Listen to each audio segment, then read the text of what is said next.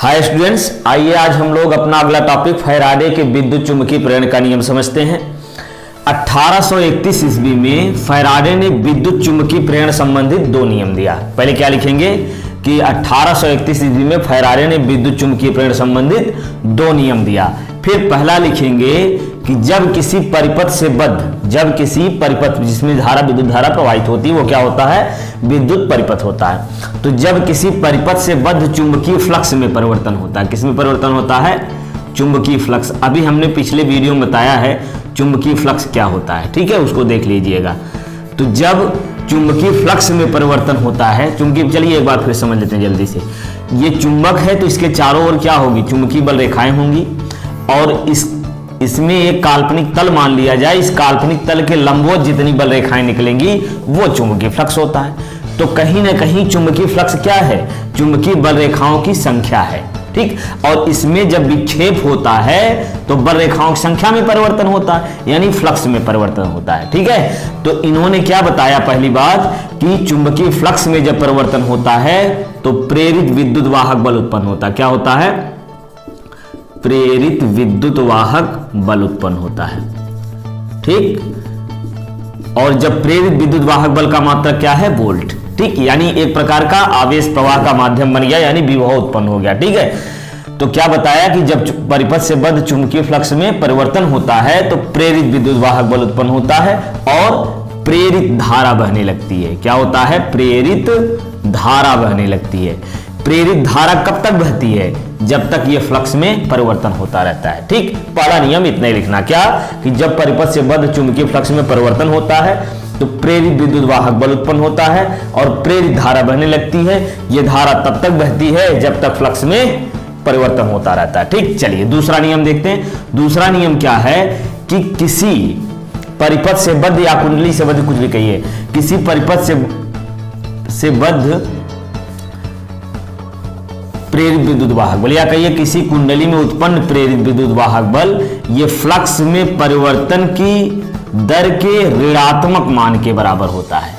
दूसरा नियम क्या बताया कि किसी कुंडली में उत्पन्न प्रेरित विद्युत वाहक बल, किसी कुंडली में उत्पन्न प्रेरित विद्युत वाहक बल फ्लक्स में परिवर्तन की दर के ऋणात्मक मान के बराबर होता है, या फ्लक्स में परिवर्तन की ऋणात्मक दर के बराबर होता है, ठीक है। चलिए, तो ये हो गया फैराडे विद्युत चुंबकीय प्रेरण के दोनों नियम। अब दूसरे नियम में ये नियम लिख करके हम फिर लिखेंगे नीचे कि यदि किसी परिपथ में dt समयांतराल में d5 चुंबकीय फ्लक्स में परिवर्तन हो रहा है, तो d5 चुंबकीय फ्लक्स में परिवर्तन हो रहा है तो फैराडे के विद्युत चुंबकीय प्रेरण के दूसरे नियम से E बराबर -d∅/dt इतना लिखेंगे, ठीक। फिर से सुनिए, क्या लिखेंगे कि किसी परिपथ में उत्पन्न प्रेरित विद्युत वाहक बल, किसी कुंडली में उत्पन्न प्रेरित विद्युत वाहक बल फ्लक्स में परिवर्तन की दर के ऋणात्मक मान के बराबर होता है। इतना लिखने के बाद फिर लिखेंगे यदि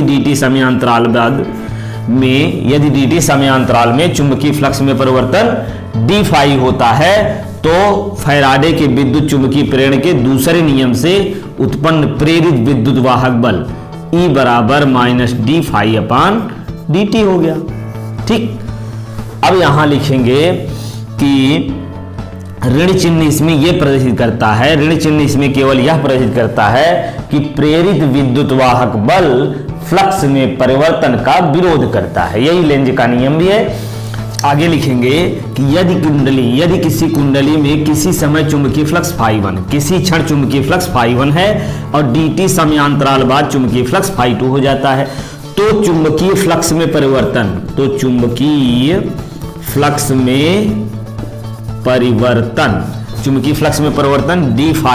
= क्या मिलेगा, ∅2 - ∅1। अब क्या मिल जाएगा, तो प्रेरित विद्युत वाहक बल कितना मिलेगा, प्रेरित विद्युत वाहक बल E = क्या होता है, -d∅/dt, यहाँ d∅ की जगह ∅2 - ∅1 भी लिख सकते हैं। इतना लिखने के बाद यहां लिखिए कि यदि कुंडली में फेरों की संख्या n है तो ये मिला है हमारा प्रेरित विद्युत वाहक बल एक फेरे से। यदि कुंडली में एक फेरा है तो एक फेरे से इतना चुंबकीय फ्लक्स मिला है। तो यदि कुंडली में फेरों की संख्या n मान लिया जाए, कुंडली में फेरों की संख्या n है, तो प्रेरित विद्युत वाहक बल क्या हो जाएगा? प्रेरित विद्युत वाहक बल। ठीक, प्रेरित विद्युत वाहक बल क्या मिलेगा? E - n d∅/dt। ये मिल गया हमारा फाइनल सूत्र।